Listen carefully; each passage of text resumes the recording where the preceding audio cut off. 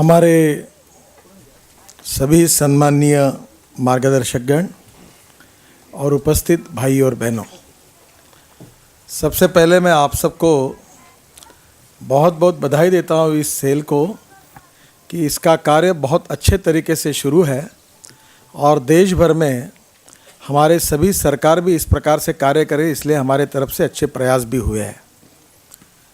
मुझे अभी बताया गया कि कर्नाटक की सरकार ने जो हमने नैसर्गिक उपचार पद्धति के ऊपर नेचुरोपैथी के इसकी जो सेल की ओर से जो सुझाव दिए थे, उसमें उन्होंने तालुका लेवल तक बहुत अच्छे तरीके से अस्पताल भी खोले और बहुत अच्छा कार्य लगातार करने की कोशिश की है।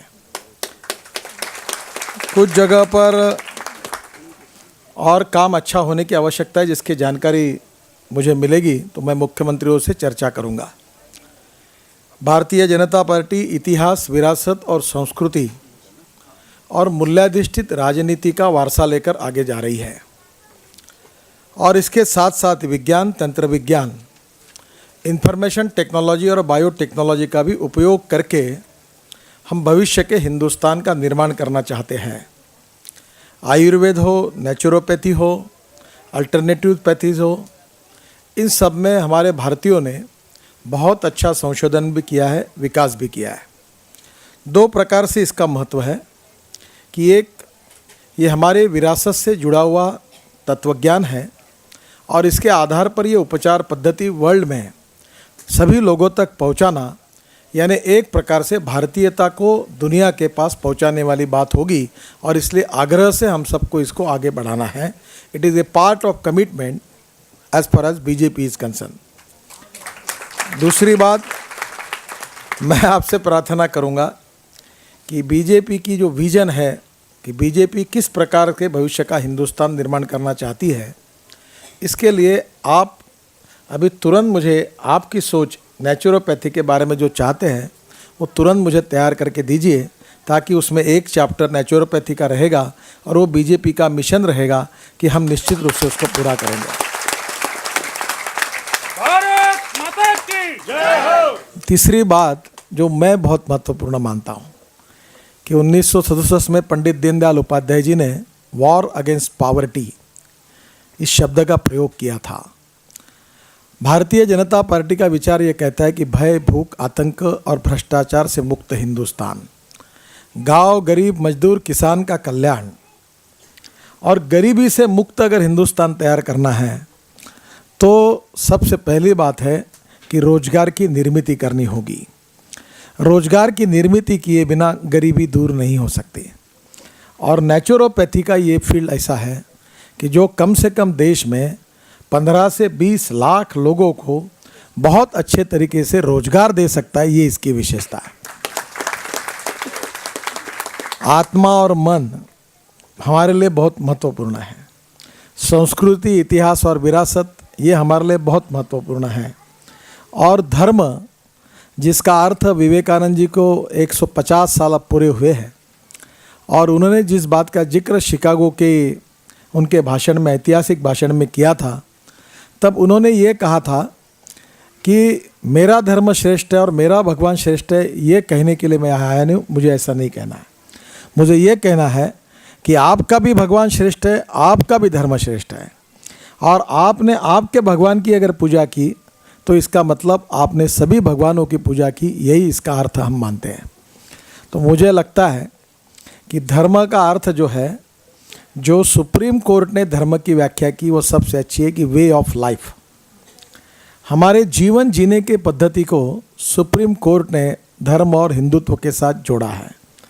हिंदुत्व ये ब्रॉड पर्सपेक्टिव में बड़ा कंसेप्ट है, एक जीवन पद्धति है और dharma is a code of conduct to run the society. समाज के लिए बनाए हुए नीति नियम ये धर्म के आधार पर आते हैं। धर्म का संबंध मंदिर, मस्जिद, पूजा उससे नहीं है। तो मुझे लगता है कि ये जो आयुर्वेद है, ये हमारी नेचुरोपैथी है, ये पुरातन काल में, हमारे वैदिक कार्यकाल में हमारे साधु और सन्यासियों ने तपश्चर्या करने के बाद उनके चिंतन से, उनके अध्ययन से ये तत्वज्ञान बाहर आया हुआ है और इसे अनेक योगी योगासन का भी प्रचार करते हैं, स्पिरिचुअल जो हमारा विचार है उसका भी प्रचार करते हैं, और नेचुरोपैथी का भी हम आग्रह से उसी के साथ अनेक प्रयोग हम करते हैं। इसका संबंध भारतीय तत्वज्ञान से है, हमारे धर्म के साथ है और हमारे संस्कृति और इतिहास के विरासत से जुड़ा हुआ है। तो मुझे लगता है कि हमको इसको आगे ले जाना है, और ये तीनों बातों में आप लोग अच्छा कार्य कर रहे हैं। आखिर में मैं अपनी एक बात कहूँगा कि भारतीय जनता पार्टी के इतने प्रकोष्ठ और सेल खुले पे भी 3500 डॉक्टर आए थे, 5000 वकील आए थे, असंगठित क्षेत्र में रिक्शा चलाने वाले, मजदूरी करने वाले 1 लाख कामगार आए थे। तो ये सब कार्यक्रम करके उनके अधिकारों की तो रक्षा हम करेंगे ही, उनकी सेवा हम करेंगे। पर मैं आप सबसे ये उम्मीद रखता हूँ कि भारतीय जनता पार्टी का भी संगठनात्मक और राजनीतिक विस्तार में आपका भी योगदान चाहिए, आपका योगदान चाहिए। और इसमें जातीयवाद दूर हो रहा है देश का, पर हमारे पार्टी में भी 2 जातियाँ कभी कभी तैयार होती है, एक भाषण करने वाले और दूसरे काम करने वाले। तो ये मैंने सब भाषण वाले नेताओं को कहा, इसकी शुरुआत मैंने की। मैंने 980 भारतीय जनता पार्टी के मेंबर बनाए, और मैं जिस लोकसभा से आया हूँ वहाँ मुझे पता नहीं, अब रामलाल जी हिसाब करेंगे, पर 2.5 लाख सदस्य बने हैं। और मैं अब जाऊंगा आज रात को नागपुर, तो मैं फिर मीटिंग बुलाऊंगा, और 3 लाख सदस्य एक लोकसभा क्षेत्र में करने का हमने तय किया है। तो मैं ये बात कहूँगा कि आप जिस क्षेत्र से आए हैं वहाँ आप 10-15 दिन बाकी है, भारतीय जनता पार्टी के कार्य विस्तार में, संगठनात्मक विस्तार में आपका योगदान होना चाहिए। आप में से हर कार्यकर्ता ने कम से कम 100-150 सदस्य बनाने चाहिए। और जो 10 लोग ऐसे हैं जो भारतीय जनता पार्टी के विरोध में हैं, जो भारतीय जनता पार्टी के विचारों से दूर है, जिनको भारतीय जनता पार्टी का पता नहीं है, जिनके मन में गलतफहमी है, ऐसे 2 लोगों को समझाकर उनको भारतीय जनता पार्टी के प्रवाह में लाना चाहिए। एक कार्यकर्ता 10 ऐसे लोगों को लाएगा तो देश में हमारी ताकत इतनी बढ़ जाएगी कि हमको चुनाव में पोस्टर लगाने की ज़रूरत नहीं पड़ेगी, नारे देने की ज़रूरत नहीं पड़ेगी। हमारा कोई भी उम्मीदवार होगा तो वो चुन कर आएगा। तो ये संगठनात्मक विस्तार में भी आपका योगदान आप दीजिए। बाकी राजनीतिक स्थितियाँ जो है वो आपको पता ही है, हम आंदोलन कर रहे समय समय पर, उसमें आप सब लोग शरीक होते भी हैं, आपका सहयोग भी उसमें मिलता रहेगा। मैं फिर से एक बार आपके इस सेल को, जयप्रकाश जी को, हमारे जॉइंट कन्वीनर जी को और सभी कार्यकर्ताओं को हृदय से बहुत बहुत धन्यवाद देता हूं। और आप आगे बढ़कर और कार्यक्रम करिए और योजना बनाइए। मैं रामलाल जी को अक्सर 2 बातें कहता हूं, division of work and decentralisation of power. मैं ये कोशिश करता हूं कि ज़्यादातर लोग हमें पूछे नहीं, वो सेल्फ स्टार्ट ऑटोमेटिक इंजन जैसा काम करते रहे। अगर उसमें समझो कुछ गलतियां होगी तो हम संभाल लेंगे, पर आप आगे जाने का काम करते रहिए, कार्यक्रम करते रहिए और इसको बढ़ाते रहिए। यही मेरी आपको शुभकामनाएं। आज वैसे मैं आने का मेरा शेड्यूल नहीं था, क्योंकि बाकी भी हमारे पदाधिकारी आए हैं। अब मैं हर कार्यक्रम में जाता हूँ कहीं भी बुलाकर, तो बाकी पदाधिकारी कहाँ जाएंगे, उनको भी मौका मिलना चाहिए।